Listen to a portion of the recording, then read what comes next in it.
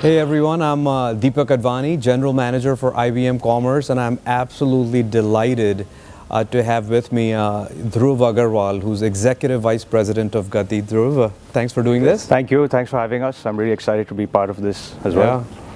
Yeah, we were actually just chatting before this, and turns out we have a lot in common. We both went to Big Ten schools in US. You went to Illinois.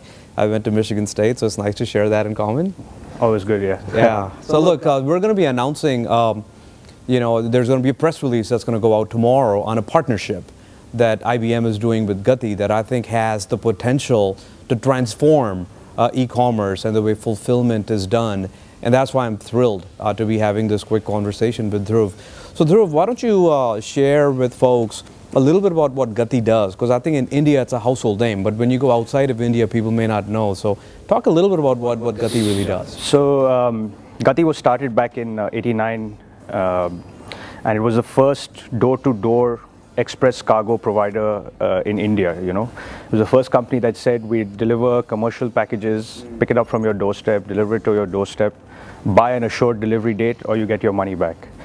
So back then in '89, it was a very new concept, versus traditional transport, which was typically full truckloads, warehouse to warehouse kind of movement. And initially, actually, the first 2 years didn't go so well because it took a little time for the concept to catch on. But after that, of course, door to door is a need by everybody today in India. Especially with manufacturing booming in India, with the Make in India campaign coming up, the door-to-door and express cargo and supply chain services is going to be the backbone on which this, backbone on which the GDP will really move forward. Absolutely, and you guys did a lot of innovation. Yeah.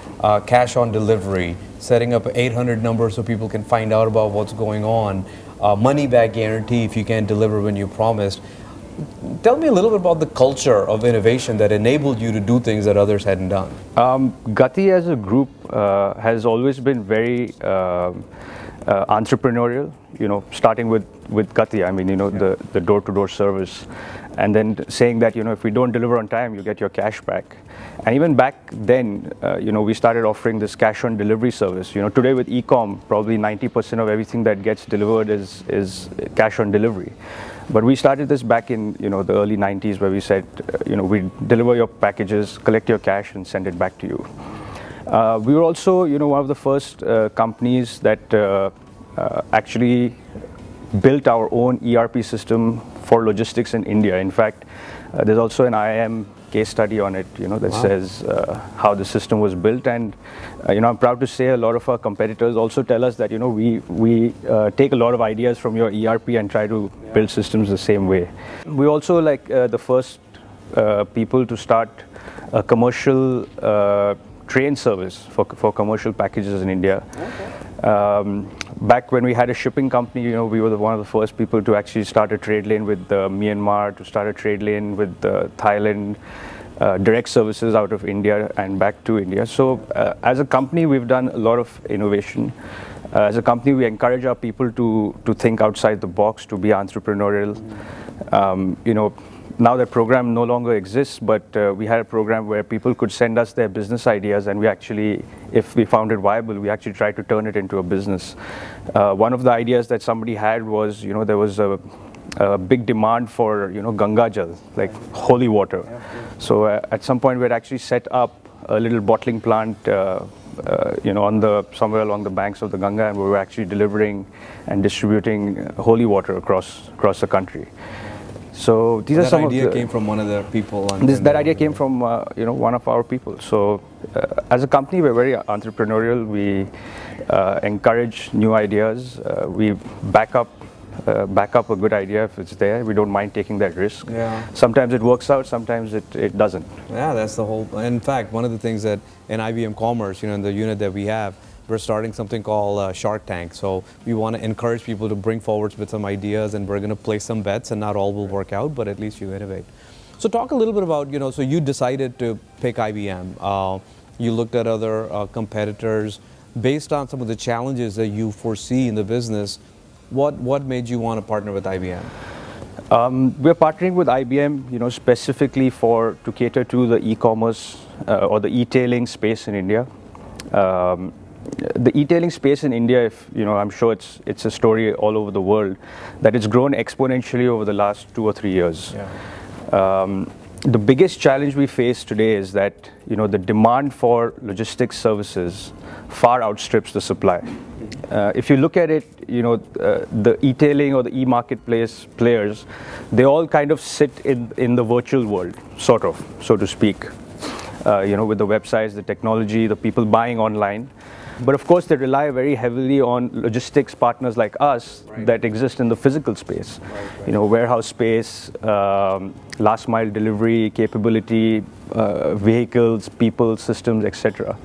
So it's a bit of a challenge to kind of keep pace, with the growth in the virtual world and develop infrastructure, people, processes, etc., physically on the ground. So that's one of the biggest challenges we have today. Besides that, today our customers are also kind of new to this area. E-com is like maybe 5-6 years old in India.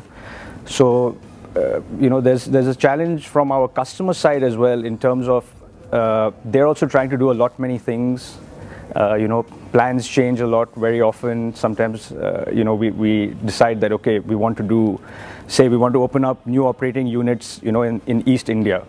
But somewhere down the line, that plan quickly changes because there's a need in some other part of India, or there's a need for some other kind of service. So the big challenge is to invest, but to be agile at the same time, so we can change with our customers' mindsets and try and help achieve their goals. So you think partnering with IBM would enable you? Yeah, definitely. One of the key requirements when we started looking for a system was one that, of course, it could handle the complexity of a fulfillment center where you have thousands of SKUs, which could handle a multi-tenant system, so servicing multiple customers out of the same warehouse and housing multiple vendors selling to different customers, which was something we didn't find readily available in India.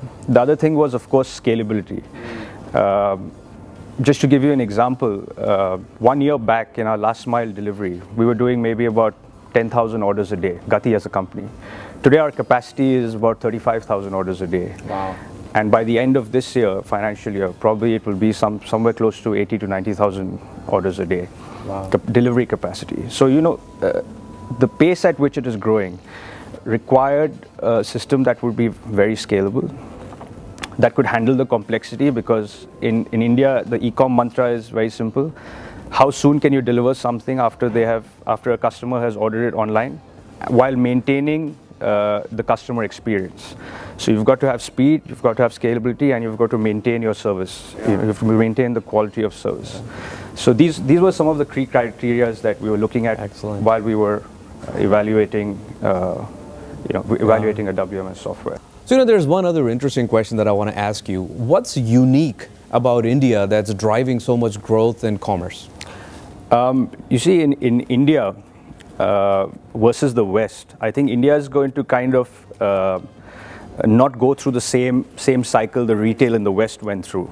In India today, e-com or e-tailing is primarily driven and sold on mobile phones. If you talk to some of the large e-marketplaces, etc., they say we're a mobile commerce company. We're not an e-commerce company. So what's happened in India is that though retail exists, it started off in the metros, has been going across India to the tier 2, tier 3 towns. But thanks to e-com or mobile commerce, now people in the faraway places in India also have access to the same products, brands, etc., that they didn't have access to. And even with us, with our volumes, even with our customers, their volumes, we're seeing that a greater part of their volumes are coming from these tier 1, tier 2, tier 3 towns, which is why e-commerce in India is just starting off. We're 1.2 billion people. I think e-com only contributes to something like 3% of all retail sales in India. And moving forward, thanks to mobile technology, the exponential growth is going to be further fueled thanks to smartphones and smartphones available to everybody across the country. Yeah. And we're still in the early innings of this. We're still in the early innings. I don't think, I think personally in India, you won't see You don't have the need to put up places like, like a Staples or a Circuit City, because besides apparel, there's no real need to, have a look and feel of some of these other products. So I think, plus, real estate in India is quite expensive. And thanks to e-com and mobile commerce, I think, we're going to see still a much, much bigger growth that will come for some time to come. It's not going to be, a blip in the market. Makes sense. Yeah. So in summary, right? So let me just summarize what we're talking about here. This market is ready to explode. I mean, one of the studies we did last year showed that 47% of the companies we talked to in India, their number one priority, even more than understanding their customers, was having a reliable fulfillment and supply chain in place, because they need to deliver on the promises they keep their clients. And when you look at innovators like Gati picking IBM to address that issue, that's a strong vote of confidence. So for those of you in sales, I want you to lead with a lot of confidence and a little bit of bravado, because we've got the capability that really scales. And we try to keep pushing the scalability capabilities. And, recent benchmark, over 3 million inventory pulls within 3 hours, and we're going to keep scaling it. So, I think it's a very exciting time. I really thank Dhruv for his vote of confidence and taking the time to talk to us. I think this is going to be a market opportunity that's really going to take off. So thank you very much for your time, and thanks again, Dhruv. Thanks a lot, Deepak.